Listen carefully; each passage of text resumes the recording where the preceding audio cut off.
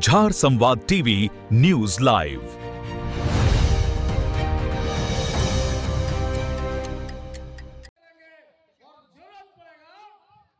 नमस्कार, आप देख रहे हैं झार संवाद टीवी। झारखंड राज्य का गठन आदिवासी समाज की पहचान, अधिकार और विकास के सपनों के साथ हुआ था, लेकिन आदित्यपुर से सामने आए एक मामले ने कई सवाल खड़े कर दिए हैं। आरोप है कि आदित्यपुर निवासी राजू सरदार की जमीन, जो कथित तौर पर सीएनटी एक्ट के दायरे में आती है, उस पर अतिक्रमण किया गया है। राजू सरदार और उनके समर्थकों का कहना है कि वे लंबे समय से न्याय की मांग कर रहे हैं, लेकिन अब तक उन्हें संतोषजनक समाधान नहीं मिला है। इसी मुद्दे को लेकर आदिवासी समाज की एक बैठक आयोजित की गई, जिसमें समाज के विभिन्न प्रतिनिधियों ने अपनी बात रखी। वक्ताओं ने कहा कि यदि किसी आदिवासी की ज़मीन से जुड़ा विवाद है तो उसकी निष्पक्ष जांच होनी चाहिए और कानून के अनुसार कार्रवाई सुनिश्चित की जानी चाहिए। हालांकि इस पूरे मामले में संबंधित पक्षों और प्रशासन का पक्ष भी सामने आना बाकी है। हमारा चैनल किसी भी आरोप की स्वतंत्र पुष्टि नहीं करता है और प्रशासनिक जांच के निष्कर्ष का सम्मान करता है। बड़ा सवाल ये है कि यदि किसी व्यक्ति को लगता है कि उसके भूमि अधिकारों का उल्लंघन हुआ है, तो उसकी शिकायतों का समयबद्ध और पारदर्शी निपटारा कैसे सुनिश्चित किया जाए। क्या संबंधित विभाग और प्रशासन इस मामले की निष्पक्ष जांच कर पीड़ित पक्ष को न्याय दिलाने की दिशा में कदम उठाएंगे? हम उम्मीद करते हैं कि जिला प्रशासन, राजस्व विभाग और संबंधित अधिकारी इस मामले का संज्ञान लेते हुए तथ्यों की जांच करेंगे और कानून के अनुसार उचित कार्रवाई करेंगे, ताकि किसी भी नागरिक, विशेषकर आदिवासी समुदाय के लोगों के अधिकार सुरक्षित रह सके। फिलहाल इस खबर पर हमारी नज़र बनी हुई है। जैसे ही प्रशासन या दूसरे पक्ष का आधिकारिक बयान सामने आएगा, हम उसे भी प्रमुखता से आपके सामने रखेंगे। आदिवासियों को अवैध दबाया जा रहा है, जगह जगह अतिक्रमण। ये बहुत ही खराब हो रहा। हमारे आदिवासी लोगों के जमीन को हड़पा जा रहा गैर आदिवासी द्वारा। बहुत ही खराब चीज है। इसके लिए जो है हमें अपने आप को जगाना होगा। इसीलिए हमने आज अपने समाज को यहाँ पर बुलाए हैं। विभिन्न जगह के समाज के साथी आए हुए हैं इसी विषय में चर्चा करने के लिए। मेरा नाम राजू सरदार हुआ, ग्राम कुलूक टांगा। मेरा यहाँ मोती सरदार दादाजी के नाम से 1964 के खतियान में जमीन है। इसको गैर आदिवासी द्वारा घेरा जा रहा है, छीना जा रहा है। इसी का विरोध करने के लिए हमने समाज को बुलाया है और इस जमीन को जो है कैसा भी करके ये जमीन वापस लेंगे। अगर कैसे भी हो जमीन नहीं छोड़ेंगे, भले जान दे देंगे लेकिन जमीन नहीं छोड़ेंगे। इसको हम बरकरार रखेंगे। इसके लिए भले हमें कुछ भी करना पड़े। जा रही है अपने हक की लड़ाई क्या अपनाई जा रही है की लड़ाई के लिए, आगे की लड़ाई के लिए आज जो है हमारे समाज द्वारा इसका विरोध किया जा रहा है।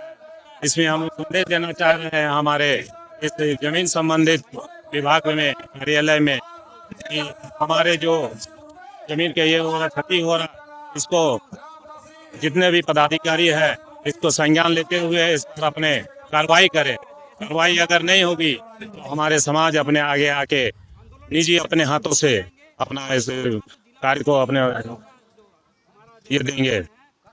क्या है वहाँ पर भी जाकर परंतु अभी तक कुछ कार्रवाई हुआ नहीं है। जमीन 140 लाख लागू किया गया लोगों के द्वारा और विडंबना यह नहीं है।